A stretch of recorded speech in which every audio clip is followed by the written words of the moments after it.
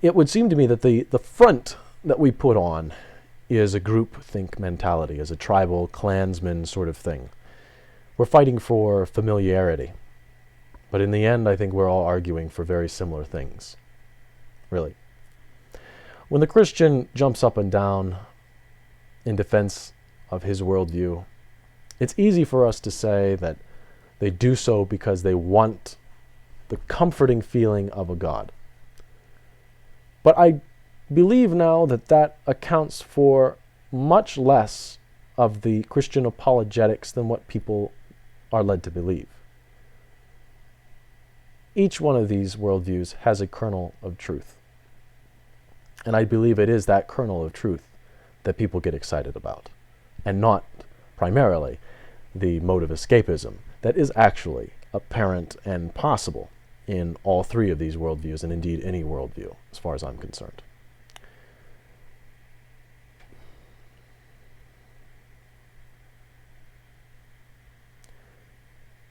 Fighting for familiarity. I think that's what it is for most people. Those people who are really looking for truth and think that is a primary directive and that defending one's own worldview is a secondary directive, these people recognize each other when they meet on the street. Most people, though, are enforcers, protectors of their worldview. They miss the mark. And then more still are just followers. They don't bother thinking about it. They're just given the answers and they say they're good with it. Whether it's that all mental phenomena are to be accounted for in the brain, or all cosmological phenomena are to be accounted for in the Bible, or whatever it happens to be. They don't want to think about the questions. They're given the answers. That's good for them.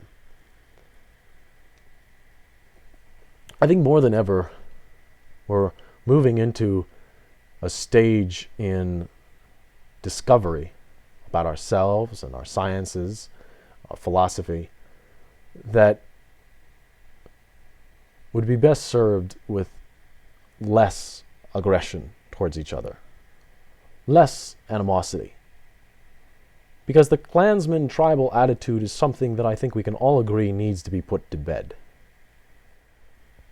Though I don't think I convinced anyone to adopt any of these worldviews that I defended, I did seem to interest people. And one question I received more than any other was, well, if this isn't what you believe, then what really do you believe? What really is your worldview?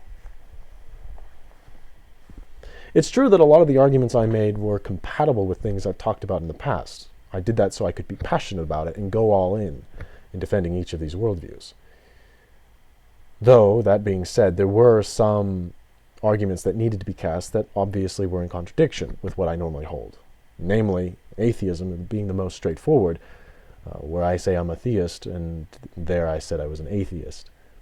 But even in the New Age, where we were discussing the nature of the mind, that suggests that the mind extends to dogs, something I at least hadn't supported in the past. Now I'm not so sure. And that's really the value of the exercise. Sure, it's not a big leap for a person like me to adopt some parapsychological tests. I understand that. However, even that wouldn't have been done if I didn't genuinely try to defend a position that I didn't hold. So instead of trying to convince yourself of the complete opposite, the complete antithesis to whatever your worldview might be at the moment, it does do a person well to engage in this kind of project, in this kind of exercise, because in the end, you find yourself in new territory, and you really have to think on your feet. It's a great thing to do. But enough about that. You wanted to know what I believe. I haven't really ever made a video that lays it out. And that's because, by and large, I don't know what is going on. I come across considerations in philosophy, and I draw my own conclusions. I suppose if you were to put those all in a bag and shake them around a little bit, maybe we could produce something of a worldview. But in the end, I really don't know. But if you want my hunch, nature goes something like this. All of nature is essentially one thing. It's one thing that has no cause to be anything else. At least, not initially. Once something that transcends that one thing interacts with it, we see an emergent property, a sort of order where there wasn't order before. It's the physical expression of that which is coursing through the veins of physicality. What you're seeing here is called, what is it? It's a ferrofluid. It's a magnetic fluid. It's a liquid.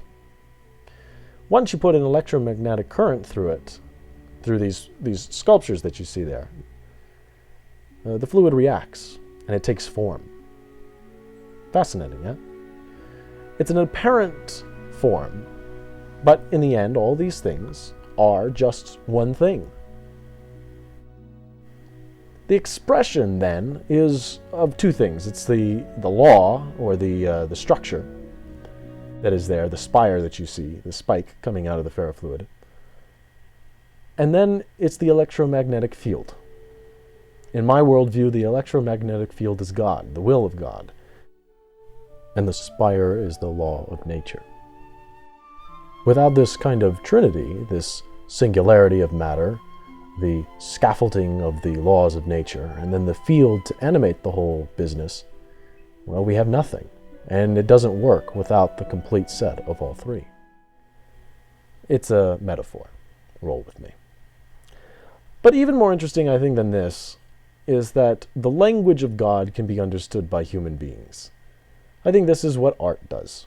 We recognize order, and we can recognize order in forms that are not pictorial or even linguistic.